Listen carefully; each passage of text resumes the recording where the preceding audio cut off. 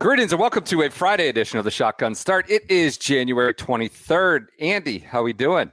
Brendan, I'm doing wonderful. I gotta say, I've been enjoying this 65-degree weather out here in Central California, and I'm just ready to lock into some dome golf. It's dome golf, all right, out there in Palm Springs. 5 under through 5, Tommy tables. Are there casinos in Palm Springs down there? I think there might be, if I'm not mistaken. So 5 under through 5. The leaderboard is just that flames icon, whatever, the hot streak everywhere. Flames. Scottie's 4 under through 5. Bobby Mack, your surly boy from Oban, is 4 under through 5. Everybody's 4 under. You know, I pulled up that sheet and stuff's starting to come out. You know, getting reports. You pulled that thread a little bit. Getting reports. There's a lot of casinos in the Palm Springs area. That's what I thought. I thought so. Do we have Bratty Bob and Toasty Tail? Are we gonna have new segments? What's going on here? You're pulling the thread. We're gonna leave it at that. I'm gonna wait for more information to come to light. But the early reports were that it's maybe it wasn't. I wasn't speaking out of turn there. There's some more though. If you look hard enough, you could portray anyone as an a-hole. If you really look hard enough, that's true. That's a very true statement. If you really look hard enough, and in any lens, you can warp situations to make people look like assholes. People try to do it. I mean, one could say that's the existence of Twitter at this point. It might be. It be. Just like how can we warp something in the direction of my slant to make this look like this person sucks? Is effectively what Twitter has morphed into. You want to talk about ice then, Minneapolis? No, I don't want to do that. I don't want to go down that road. I don't want to talk about Greenland. I don't want to talk about Davos. Those are the topics that I have limited interest in discussing on airways. We are joined by not an asshole, Kevin Van Valkenburg. And any debatable. He's here. We've got a fun little Friday exercise planned, which we'll get to shortly. But let's start. Chime in whenever you want. We're gonna do a quick whip around Friday. PGA Tour Live, just absolutely, and Josh Carpenter brought this. Just absolutely body bagged Ricky Fowler. I'm here to stand up for Ricky, little Ricky.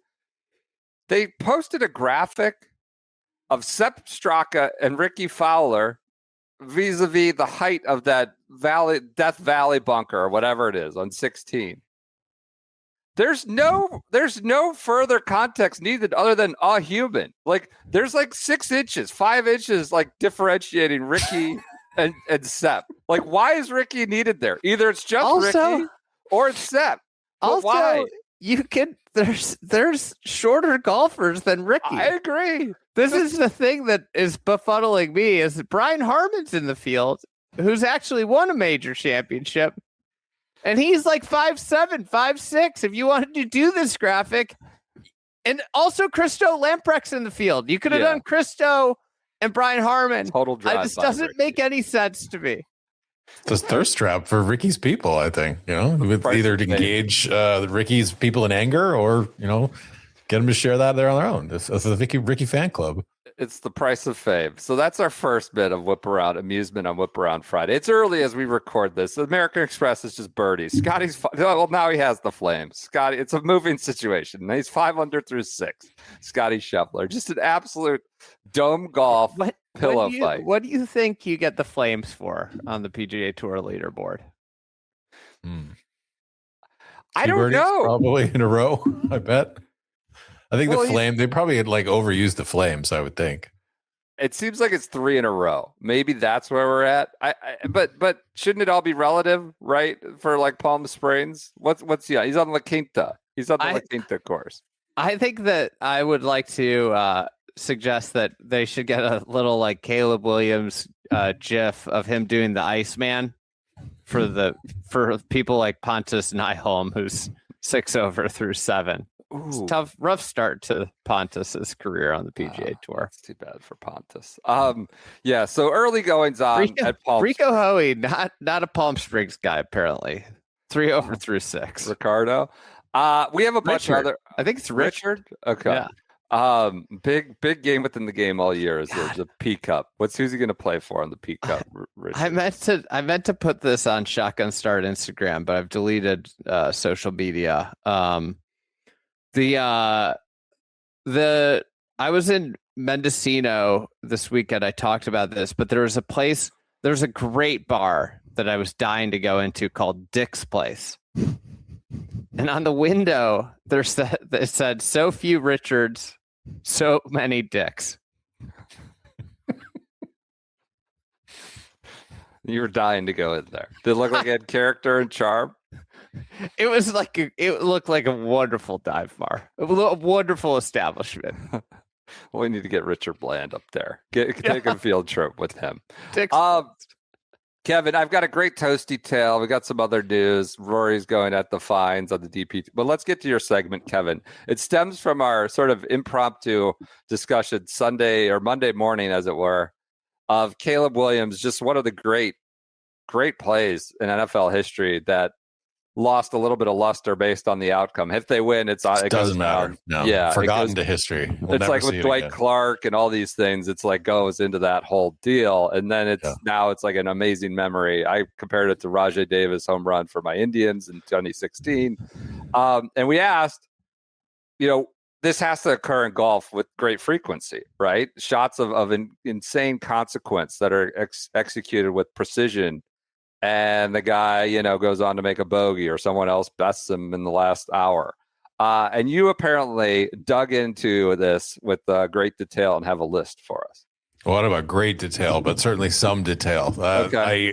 I came up with a top 10 that I thought they could take you guys down memory lane a little bit. Right. I wanted to start off with an honorable mention, Brendan, because I think you're going to remember this one. At the 2009 U.S. Open, this one did not make my top 10, but do you remember when Phil Mickelson made an eagle on the 13th hole at Bethpage, and Deadspin happened to be there to capture it? The scene of Mike Lupica, like speaking of we sports writer, like pumping his fist and screaming at the fans and whatnot, and just going bonkers. And that it was apparently one of the loudest roars that we'd ever had at a golf tournament up to that point, because all the New Yorkers were super into Phil.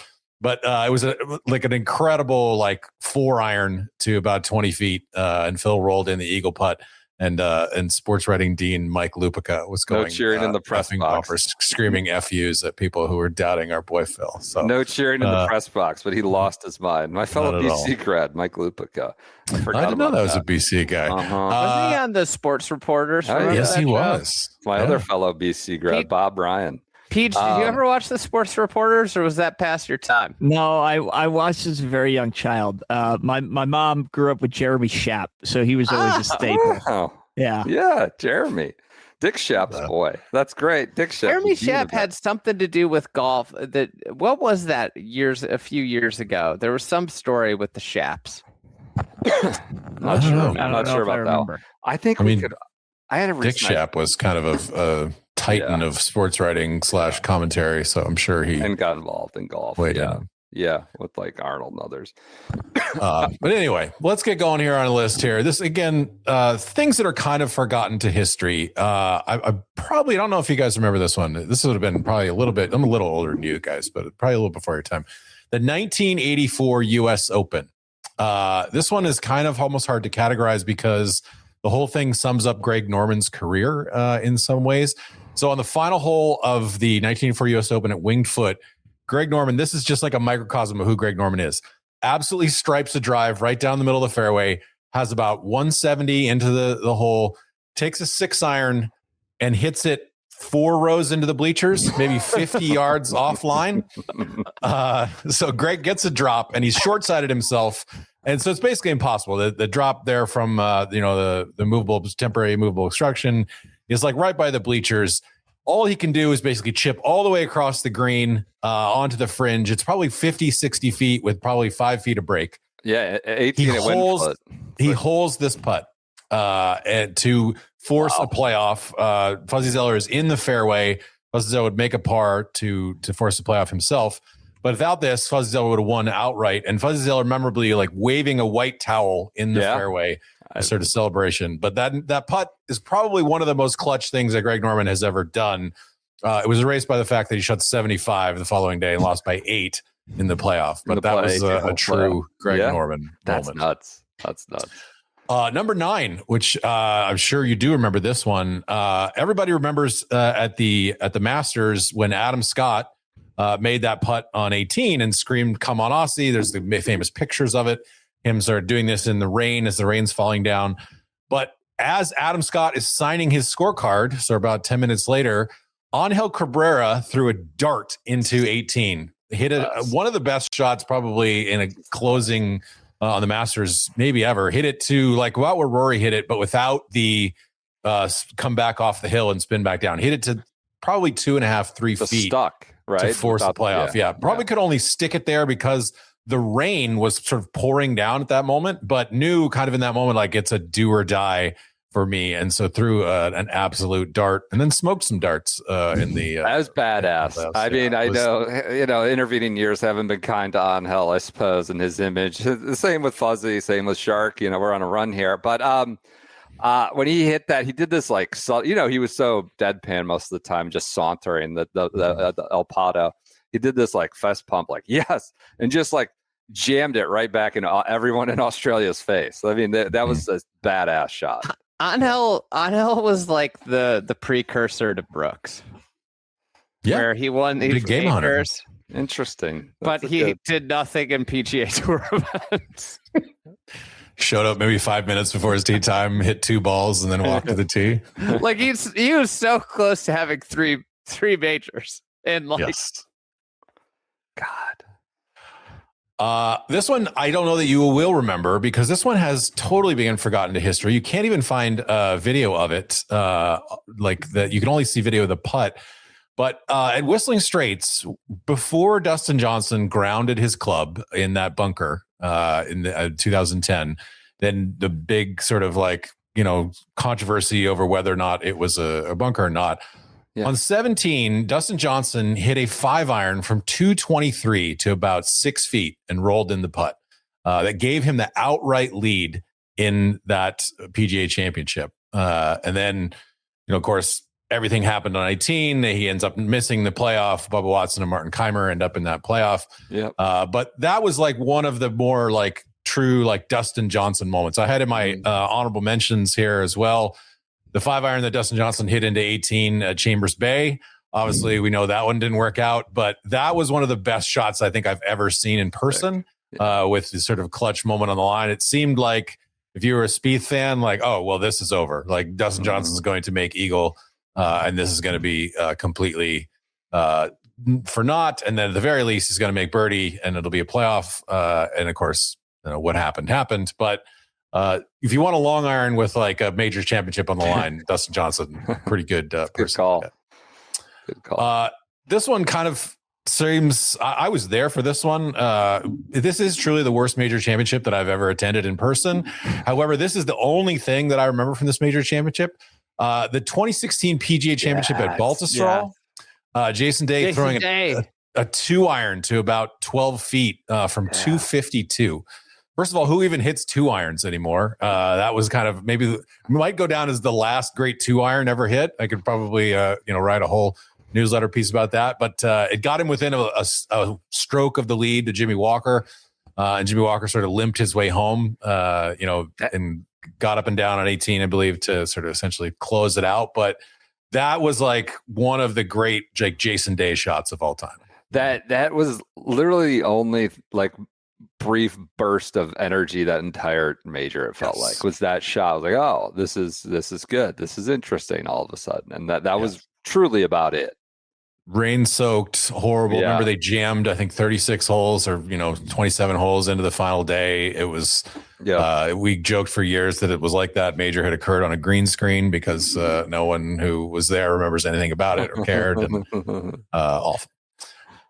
This one I feel like could be higher, but it's everybody remembers this, everybody knows this, so it's not really forgotten to history. But How about Bob May's putt at the Valhalla that looks like it's going to break the wrong way? In fact, Ken Venturi in that moment says like, "Oh no, he's missed it," and then it sort of straightens out at the end and goes right into, and then Tiger has to make his up and down to sort of force that playoff. Unbelievable. Like Bob May shot 66, 66, 66. And didn't win a PGA Championship. Just one of the great sort of like standing up to Tiger moments of all time, and still didn't come to anything. This moment, we're going to revisit this later in a narrative pod that's coming. But the 2006 U.S. Open, Colin Montgomerie on the 17th hole at Winged Foot. I don't know if you remember this, but he drove it right into the trees, and he had sort of like a window that he had to fit like a 5 or a 6 iron through, and he hit an unbelievable like low chasing fade that ran up onto the green to about probably 30 feet, maybe 40 feet. And then he made that putt to tie the lead at the time in the US Open. And as it turns out, all he would have had to do is make a par on the 18th. And of course, what happened to Monty on 18, he doubled, and Jeff Ogilvy ends up winning. Phil doubles as well. But if you go back and look at it, like the putt that Monty hits is so pure and such a really like a cool shot. And Monty just like played so well down that stretch. It's kind of hard to sort of watch knowing what's coming. Tournament. Remember that spotlight we did, Andy, on 06? Who was the guy that was playing in the final group? Oh, he was wearing just like giant oversized pants. Kenneth Ferry. Yeah, yes. Kenneth, I think that's what it was. Ferry. Well, do you remember Monty after the 17th hole? Monty hit it in the fairway on 18, and he got European Tour Shot of the Month just for driving it in the fairway on 18 at Winged Foot. He got Shot of the Month on the European Tour because he drove it because it was that hard and it was that like the stakes were that. I believe that was the story. He hit it just the T-ball in the fairway was Shot of the Month on the European. Another, speaking of forgotten moments of history, another thing that a lot of people don't remember is that VJ hit it kind of over where Phil hits it later into the left rough, into the tents or whatever, and had to take about 7-8 minutes to get a ruling and a drop. And so Monty had to like stand over the ball forever and ever and ever and ever. And he said if he could go back and do it again, he would probably just go ahead and ask VJ if it was okay to play out of turn. And he thinks like VJ would have said, yeah, that's totally fine. But he wanted to be polite and play within the etiquette of the game. And he just like overthought everything and got nervous and then made like one of the worst swings of his life. Crazy. Poor Monty. I heard a story that he was on the range like all day, all boarding. Monty? Phil. Oh, Phil was. Yeah. All boarding, like just trying to find something. No clue what was like. He knew he had nothing. Well, and if you remember, he hit into the two of 14 fairways that day, and then stood on 18 with a one-stroke lead. I don't know what the exact number, but I believe I've heard that he hit like 500 drivers that morning before the round. Like he was on the range at like 9 a.m. trying to work it out for like a miracle. He got time. Miracle he got to 18 with the lead. That's the thing. Yeah. From what I've heard, it's a miracle. Yeah. That he if you go back and watch it, he's just like scrambling his ass off the entire time. Like there's no like this is not a precision round of golf. Number 5, you probably don't remember this one. The 1998 Masters. Of course, we all recall that Mark O'Meara birdies 17 and 18. Sure. And David Duval actually walks off the 15th. Top flight Strata championship. That's right. David Duval actually walks off the 15th green with a 3-stroke lead.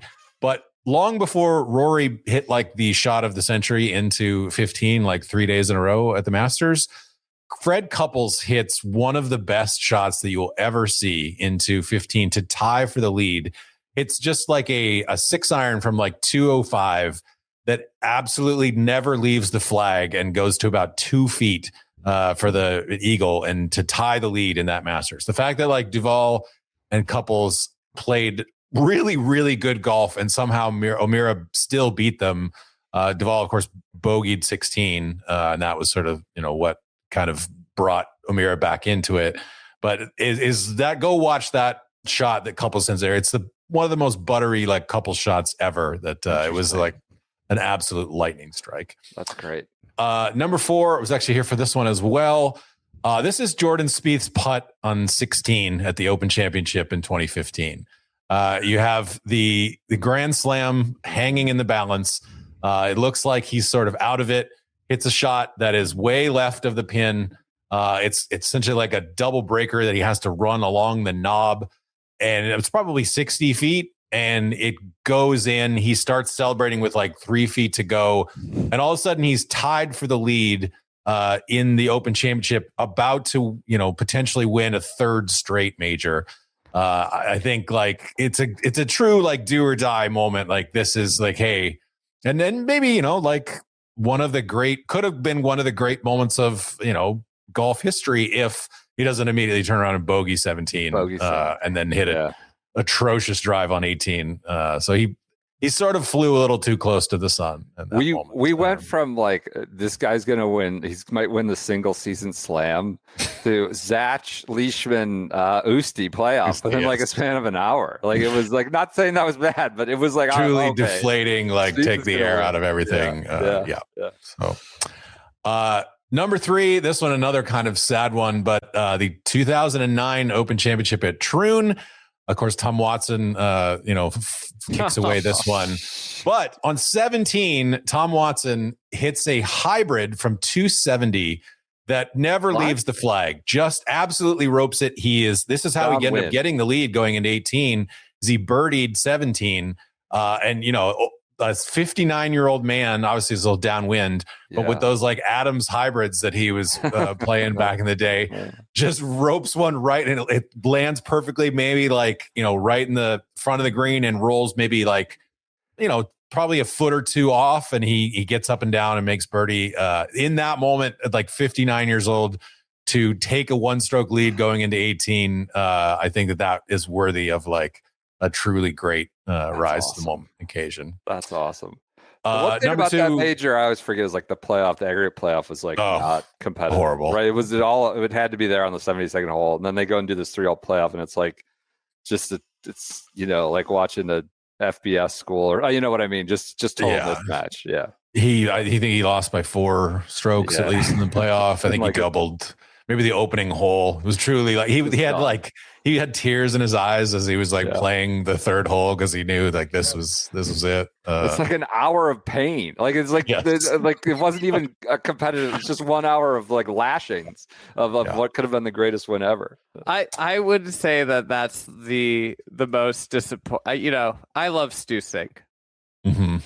That is the most disappointing loss of like golf finish. Of what could have been versus what happened. Yeah. It's hard to even watch and relive. I remember watching it in my basement thinking like, this is the surreal. This is like my dad is like going to win the British Open. Like this is an old man. How is this possible? Like if Brooks like tracked down Tiger at Augusta in 2019, that would be the equivalent. It still wouldn't be as bad. It's like Cantlay or something. Yeah. Everybody remembers where they were even for that. Like I remember exactly what was going on. Yeah. Anyways. Number 2, this one I think was cited by some people who weighed in here and there, but Constantino Rocca at the 95 Open Championship.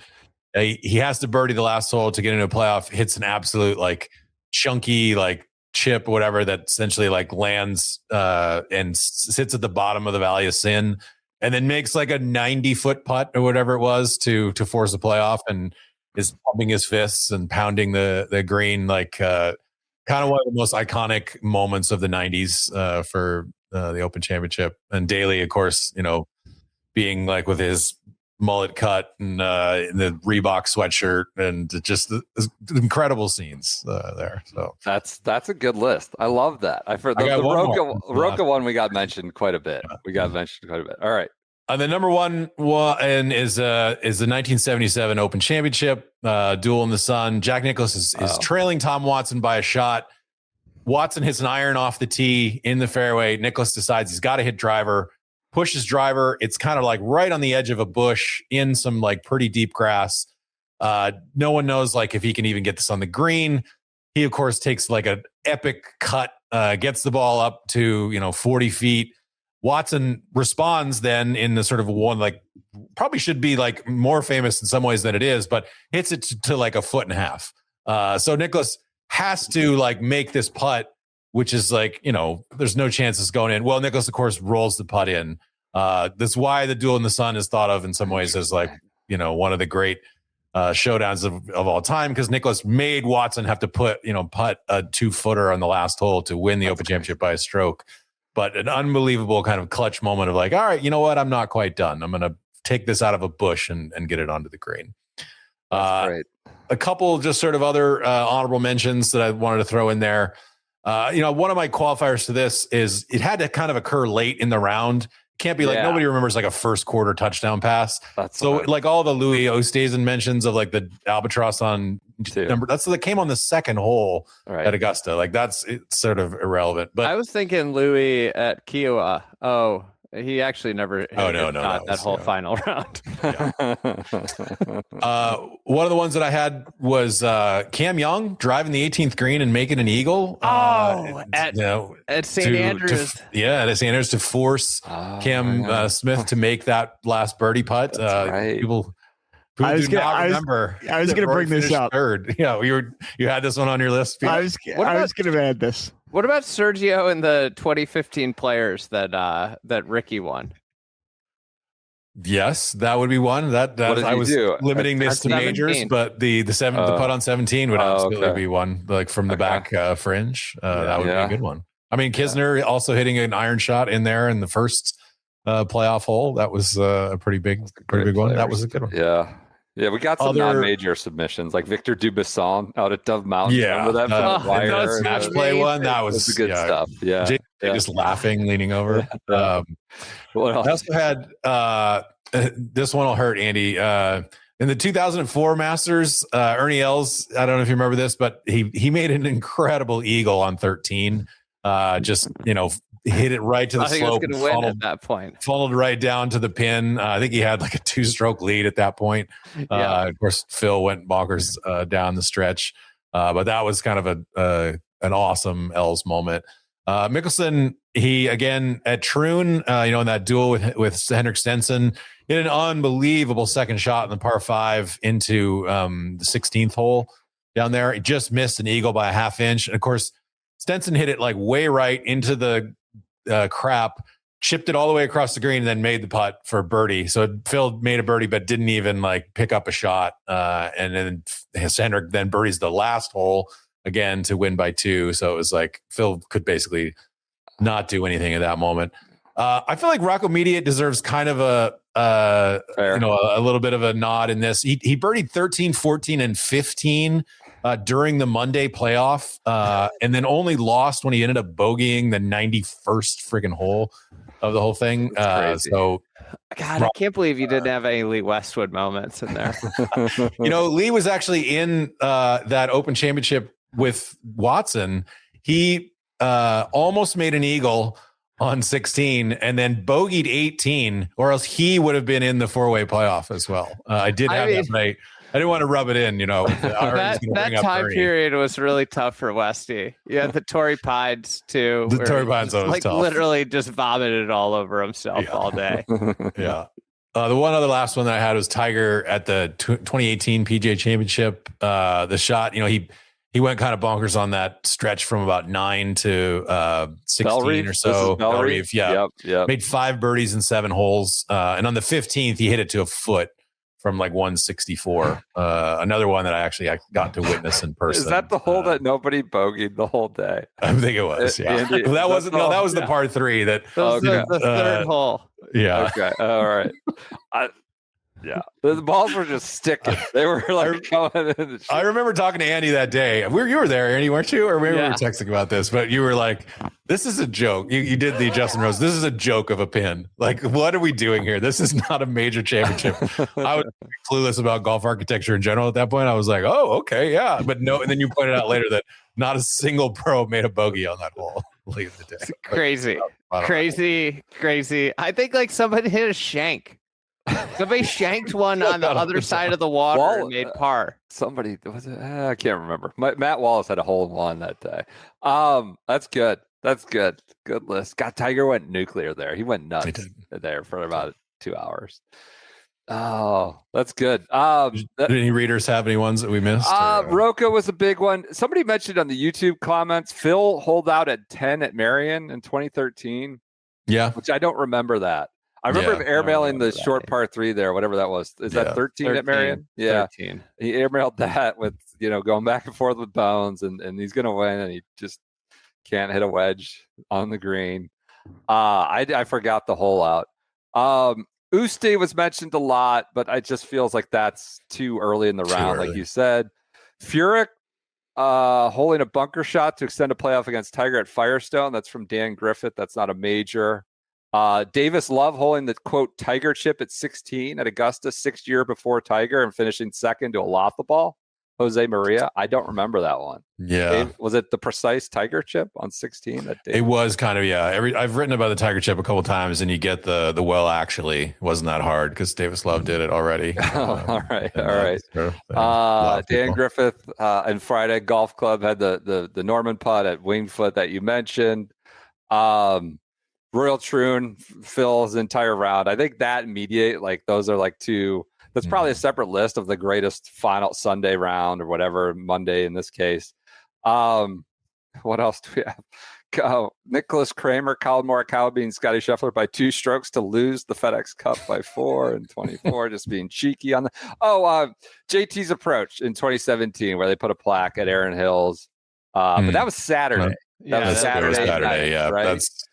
That's like a 3-pointer in the second quarter, like or whatever. Yeah, you can't. It's all-time shot, but yeah, I guess wasn't at the gun. Nathan Carr. That's from Nathan Carr. He also suggested Sergio's no-look shot, quote, no-look shot 99. Yeah, that was probably a one that I missed. Yeah, about that. that was a great one. But it created this sort of iconic moment that lasts forever and ever, right? The skipping and hopping and jumping Sergio. Yeah. Maybe if he makes a birdie there, I'd put the Sergio one on the list, but he just ended up making a par in that moment. Yeah, that's fair. That's fair. Bryson's 72nd hole eagle at Sod Farm. That was when he became a meme and looked back, his mouth agape as Matthew Wolff came over the top of him at Sod Farm. That's right. Koepka had a final round albatross. This is from Peter M. At the 2018 Players. I don't know that at all. I don't know what else we have. Cam Young. That's from Pierce. We also have, quote, this is from Tom Dunn. Rory, did it go in? Oh yeah. Which is like created the split golf into a timeline. Split golf into a timeline before Blocky and after Blocky, this precise moment. And it's a great shot that wasn't. He's technically in contention. What about Blocky's up and down on Blocky's up and down, which Nance said it was like one of the great ones of all time. The greatest up and down in the history of golf. Some have said. That's from Tom Dunn. Tyler Waugh, go ahead. Someone asked Blocky in the moment, damn, is your short game usually this good? In which he responded with, no, it's actually usually better. Hell yeah. A lot of duplication. DJ at Chambers, which you mentioned. Cabrera stuffing it. Roca was a big one. Tyler Waugh said Big Shot Bob into 18 at Scottish Open. Not a major again, but that was a great. That was awesome. That was a great shot. So fun exercise that we got just kind of going on a tangent on Sunday or Monday. And Kevin, you dug in. Really appreciate it. That was good. Some history lessons, some fun trip down memory lane for us. Did JT hole out at Chapultepec and not win on 18? Yes, yeah, Phil. That is right. Yeah. Phil beat him. Phil did beat him, Phil. And everybody is Phil's just smart enough to understand elevation. Phil, that was the round that Phil was getting like drops from the middle of bushes. Yeah, he was finding sprinkler heads like that no one had even knew existed. There's a sprinkler box. That's what I would call the anti-Westy, because Westy would have won at Portrush if he had taken that drop. I remember after that he called the shot. It was like his 51st PGA Tour win. It's like, and I will get to 55 or 60 or something. There, not it. I don't. It was his 45th or something, and he said, "When I get to 50." Okay, which didn't ever happen. I think before, but that was it. Okay.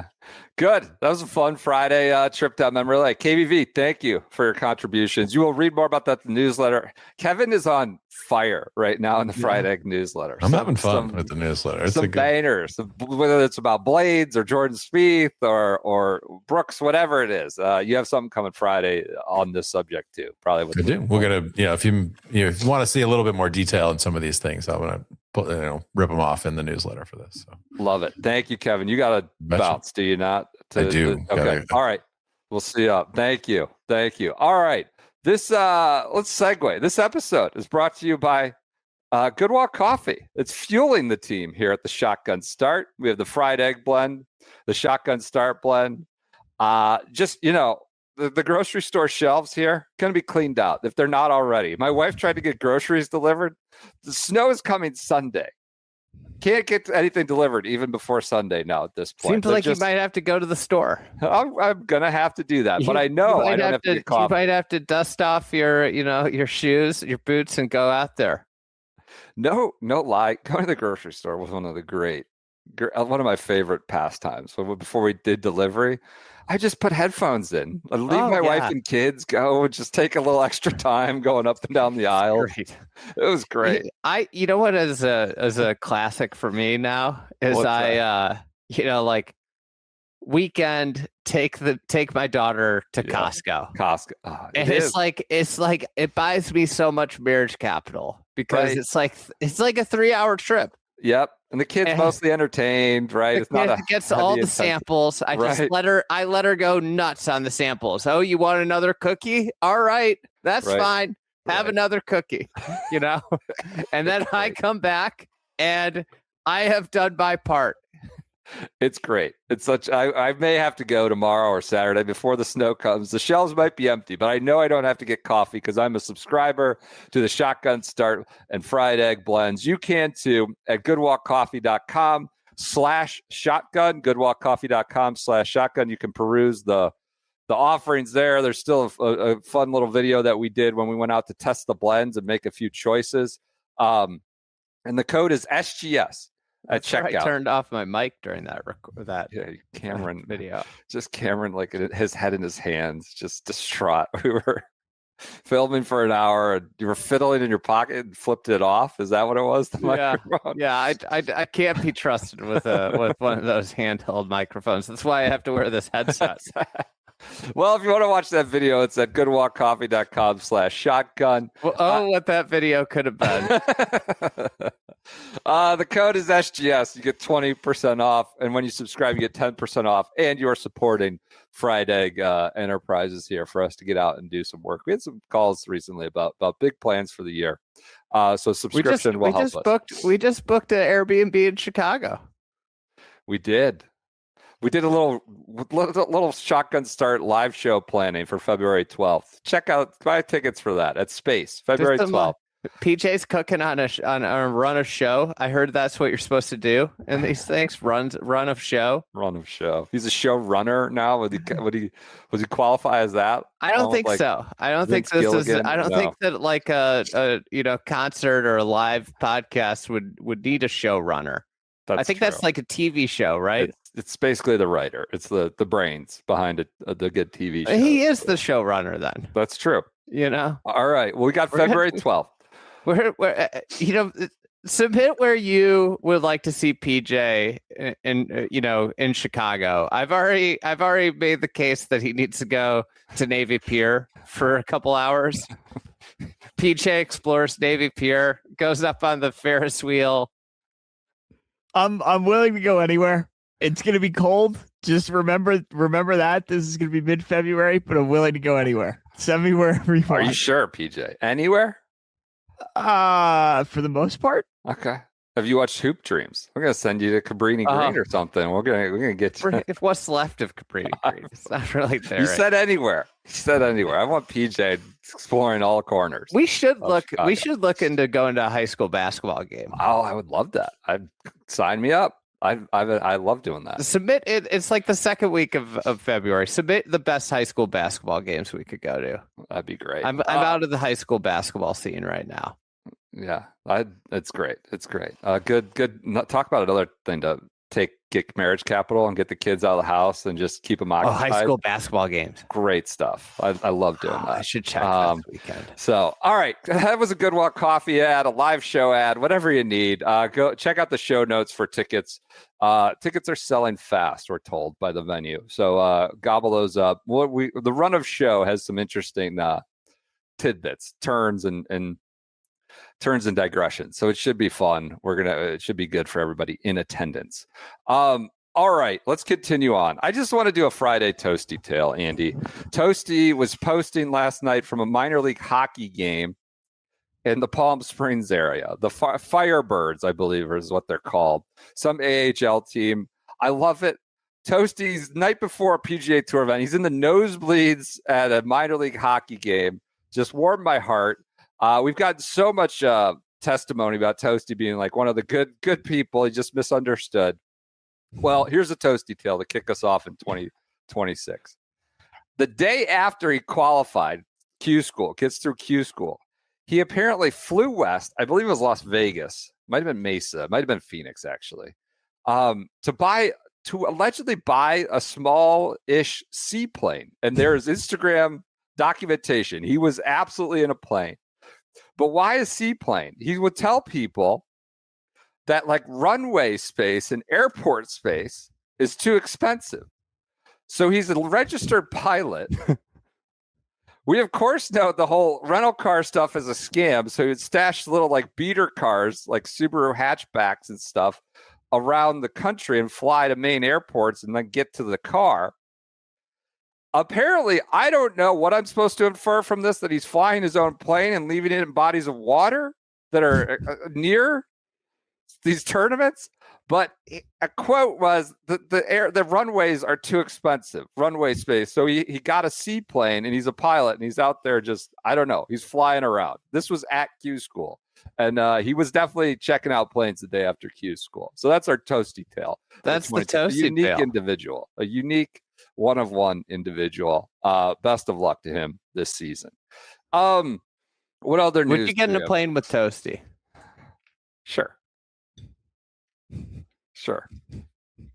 Would you? I don't think so. What's there to lose? What other news we have? Ludacris is in the Chainsmokers spot. He's playing the Players Championship concert, the Military Appreciation Day, which is just interesting choice. We'll see. It's been like Luda. What's your favorite Ludacris song? I mean, there's so many. There's All Around the World. The one about like Garbage Patch Kids or grown up kid, whatever the one is about kids. That was my favorite one. God, he has 5 number 1 hits. Growing Pains is what it was. Ludacris. It's lesser popular one, but he has for his number 1 hits. He has some pretty vulgar hits, like area codes and things like that. That are, I mean, this was used to be they pick whatever country hunk off the conveyor belt was coming out of Nashville. Jordan Davis, who's the most like milquetoast, right, like straight down the middle country guy possible. Riley Green, I think, was another one. I mean, it's just and now they got Luda coming in. Luda's from Champaign, Illinois. Really? Not Atlanta? Yeah, I think so. If I interesting. I mean, he's not only that, but he's an actor too. I was going to say, I mean, legendary actor. Luda was born in Champaign, Illinois. Okay. It's like, you think he's got takes on the Balkans? I think he probably does. We got a big game this weekend against Purdue, but Boswell, one of our non-Balkans, is out, unfortunately. The Chainsmokers walked so Luda could run. That's where we're at. You ready for his 5 number 1 hits? Sure. Yeah, with Lil Jon. Sure. Glamorous with Fergie. Does he have any that aren't collabs? No. Okay. Moneymaker with Pharrell. Okay. Break Your Heart with Taio, Cruz. And Stand Up with Shauna. Interesting.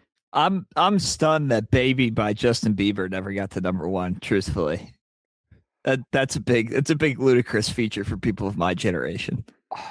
Best Ludacris songs, the Dirty South Essential. It's like he's known as the part of the Dirty South, but right. He's from Champaign. He abandoned. He turned his back on Champaign. He went to high school, 1 year of high school in Chicago. Oh, so it's not one of these things. He was born there he was in the hospital for 20 minutes and then moved to Atlanta. Okay. I mean, interesting. Do you think he's going to perform "Move, Bitch"? Oh, well, that's what I'm saying. I've got hoes in different area codes. Like, what's going on here? It's an interesting choice. We were listening to him when I was in high school. We're talking like early 2000s. It's not like a recent. Anyways, he's going to be at the Players. I don't know. I might go to the concert.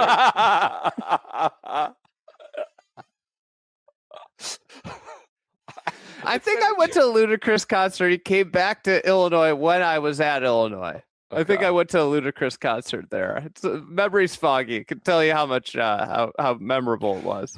I mean, there's some dicey lyrics in his, even like the chorus. It's interesting. All right, we'll see. Maybe we'll go to it and report back. What else do we have tonight? News. We have the tonight the LIV inaugural LIV Golf Showcase Awards on FS1. I know you'll be tuned into this. I don't know if we want to do predictions. We have the MVP of LIV Golf. This is apparently they're very excited. PGA have watched the ad, the videos for it. You know, Bryson's going to be there. I'm sure it's taped from their media days last week. But MVP from LIV Golf. Is this on Fox? FS1. FS2? 9 p.m. FS1, 9 p.m. Wow. And the YouTube channel. MVP, I assume that's Joaquin. Breakout Star of the Year. Caleb Surratt. Doing Caleb Surratt things. I guess. I don't even know. Clutch Player of the Year. What matrix? It has to be Rahm crossing the Rubicon. He didn't win. What do you mean? They're gonna say he led his Legion 13 to the team. This is just the most preposterous league. It's player voted. So they presumably don't like Bryson, maybe. I don't know. Clutch Player of the Year. I want to know what the metric was for that. Caddy of the Year, which I know will excite you and some listeners. Caddies don't get enough shine, so I'm glad the Caddy of the Year will get a famous award. I don't even know who the caddies are. Austin Johnson, is he going to get Caddy of the Year? And Comeback Player of the Year. I don't know. Dick I Bland. love that they have a Caddy of the Year. Then they have a very diceyly named Under the Influence Award, which is all right, edgy, I guess. Best golf influencer moment of the year.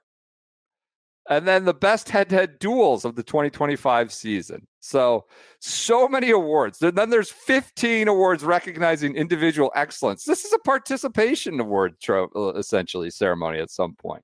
Shot of the Year, Impact Award. So that's on FS1 tonight. Do you think if LIV just went full influencer tour, they'd do better? I mean, I think the influencers would say so. I don't know. No, I maybe on YouTube, right? Yeah, maybe on YouTube. Would they have more relevance? Probably, yes. Then sending Victor Perez out against, who's the qualifier? Bjorn Helsen or Helgren.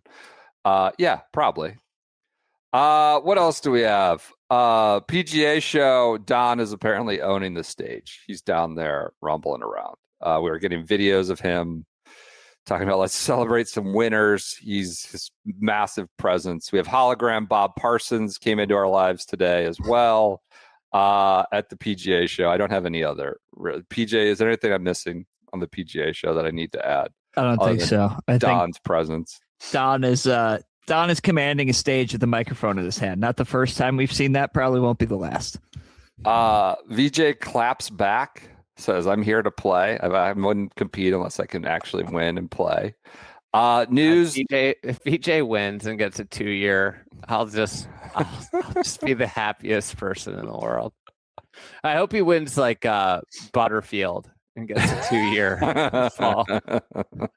That'd be amazing. Last but not least at all, HV3 to smash.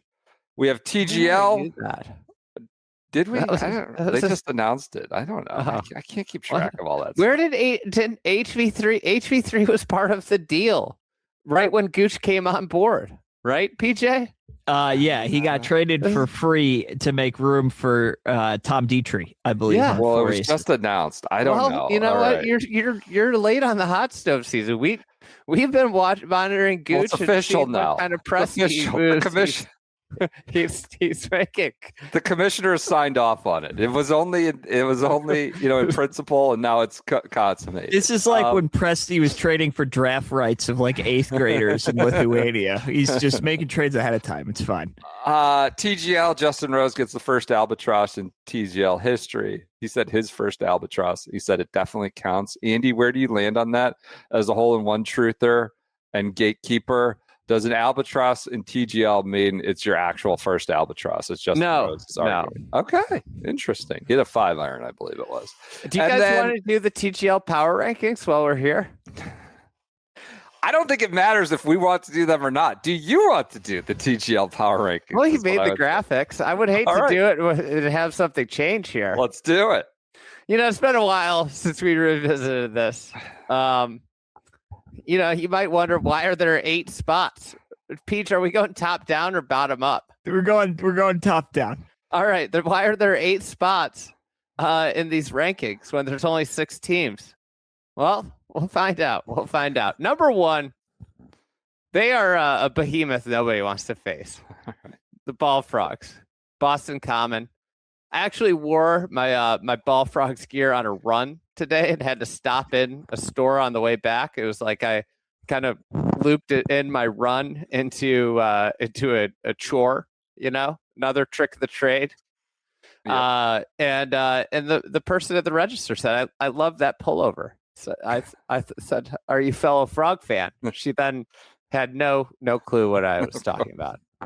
But the Frogs, number 1, their biggest competition is clearly the Drive. The Drive are a behemoth. They are they're tough. I thought about putting them number 2. We've got the Bay coming in number 3. I think the biggest questions there are like, are there certain holes at TGL that might ban Wyndham Clark? That's a real question. Banned from Oakland. Okay. Yeah, one of the things that we have to worry about here. Now moving on, number 4, we've got NYGC. PJ's NYGC. Is this too low, PJ? I think you could put us above the Bay. I can't see us cracking the top 2 right now as currently constructed, but with the carp bomb of Ben Griffin to NYGC, I think the roster is rounding into form. Big week for Steve acquisitions this week. Good. Yeah. Yeah, Steve got cooking this week. Your Mets just reshaped. Steve got busy this week, and the biggest acquisition is Ben Griffin for sure. So number 5, LA Golf Club. I'm just worried that their star player is aging. I don't know if he can hack it a full TGL season. Who's that? Rose? Justin Rose. Yeah. Fleetwood not even popped up yet. Okay. All right. Up next, we've got Detroit Motor City Golf Club, number 6. There's hope in Detroit. It's not even a team. They hope that the league's still going by the time they have a team. But there's hope. There's hope. There's lots of players available. By the time they have to pick their team, they're gonna find some good people. Number 7. Big week for this group, the WTGL. I knew you were doing it.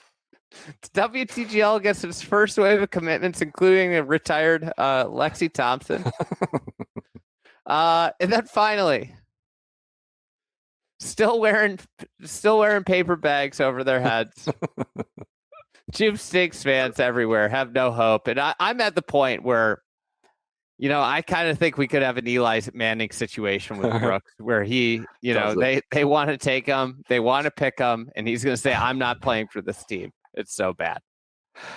What's the upside for Brooks if he goes to Jupe Stinks? As Roberto Castro pointed out, that match was much closer than it appeared. Expert analysis. Roberto's great at what he. It's just a few burned edges, a few putts away with hammers on the lines from that being a Jupe Stinks win over LA. That game was much closer than it appeared on the scoreboard. I think when we go back TGL history, one of the most ridiculous things that happened in TGL history was the fact that Jupe Stinks won once over the Frogs. I mean, Andy. I don't want to give this serious analysis, but the most notable moment for the match on Tuesday was Joey Fatone singing "I Want It That Way" with Marty Smith up in the stands. He's like, "Why am I doing this?" But we are at like a Nathan Peterman situation with Kevin Kisner. Like he cannot play. We cannot put him out there. The Cenote funnel. He got 154 ball speed, can't get it to the Cenote ramp, and then he hit it 2 out of 3 holes were in the penalty area in the not par 3. Were it just penalty immediate? Like, I don't. You've got a real. I think Tiger's kind of going the way of Jerry Reinsdorf of owners. Disengaged. I think he just doesn't want to spend money. He's happy trotting Kisner out there. Jerry Reinsdorf, his PJ. Do you know what the White Sox payroll is this year? Going into next year. Probably like 50 mil. 60 million. It's the same as 2006 when they won the World Series. Feels like Tiger's taking the ball. Tiger's a bad owner. This could be similar to Michael Jordan. He can't run a franchise. Jordan was notoriously cheap. He'd go down in practices and lambast players saying like, you didn't have it the way we had it. This is I think Tiger's a bad owner. Derek Jeter, also like historically terrible executive. Tom Brady hired Pete Carroll. I mean, there's a long line. Well, he's going to get Mendoza. Well, we'll see how that goes. I thought Phil cut in a video saying Michael Lasasso has finally come to get us our first win was maybe one of the more sadder legend moments from Tuesday that I'd see. But just parading Tiger around, just like walking around just because he's the draw for obvious reasons. He just shouldn't be having to do this, but I'm sure there's financial reasons, compensation for doing so. That's it on TGL. We neglected to talk about the only real substantive. I don't know what we just talked about for the last 56 minutes, but the only real substantive thing I think from the last show is Rory sort of I don't know, putting his foot down, banging the gavel, saying, we could talk about this next week, quite frankly. I'm not sure we even need to do it at the 56-minute mark here. Of that, the Euro Tour guys should just pay their fines. Look, we just ripped on the USA, made such a deal out of it, like they need to pay to play, whereas we would, they needed pay to play, whereas we would pay, gladly pay up, not, request payment to play the Ryder Cup. And if we feel that way, John Rahm and Tyrrell Hatton need to pay their fines, which is about $3 million per player. Pretty alpha quote. I mean, we've sort of had like peace times lately, not as many dust ups. I would say this is one that gets up and in on those two fellas. Do you agree? I don't know. I mean, I think like probably the reality of this statement is the European Tour really would like them to pay those $6 million in fines for the financial health of their tour. Just in general, the idea of fines, they're kind of ridiculous. I guess there has to be some penalty and that's one way to penalize them. But I mean, this is like he's stating the fact, the obvious fact of like it's like that Michael Bolton line. Why do I have to change my name? He's the one who sucks. Like, there's a reason you can. There's a way to come back and play. You're eligible. This is it. Like, should they pay the fines? Yeah. It's like if you get a bunch of parking tickets, eventually you got to pay them. Eventually you go to the DMV and they're like, you got to pay these parking tickets, Yeah. I guess that's the way, like how long can you go not paying them? Are they still being fined? That's another question. Like every time they start on LIV, do they accrue a fine? I don't think so. But I think like probably the reasonable thing here would be like, can we just settle some number that's not $3 million? Is probably what Rahm and Hatton want. Yeah, the issue is they've kind of treated them differently than the first wave of like Poulter, Westy, Sergio. Yeah, who did pay his fines allegedly, Sergio. So I do think like when Rahm and Hatton cry like, injustice, there is a way. Like it's not totally out of their hands. They have a way of rectifying the situation themselves too, which I think is what the point of Rory's comment was. Anyways, all right, that does it. I think for this Friday episode. Check out live show tickets if you're in the Chicagoland area. Let us know where you want PJ, where the sights and sounds. I feel like PJ, we could set him loose at like Garrett's Popcorns facility. He'd probably love that. I don't even know what that is. Popcorn. Are those like the big tins where they have big like tins, the caramel and the cheddar? Yeah. I feel like that's right up your alley. Look at him. He's just like. I'm ready. I'm ready to see the best of what Chicago has to offer. And if you come to the live show, I'll give you a full report, full recap. All right, that does it. Everyone enjoy your weekends. Stay safe out there if you're in the snow zone radius, which seems to be quite sizable. Most of the country, eastern portion of the country. Stay safe out there. We will talk to you on Monday.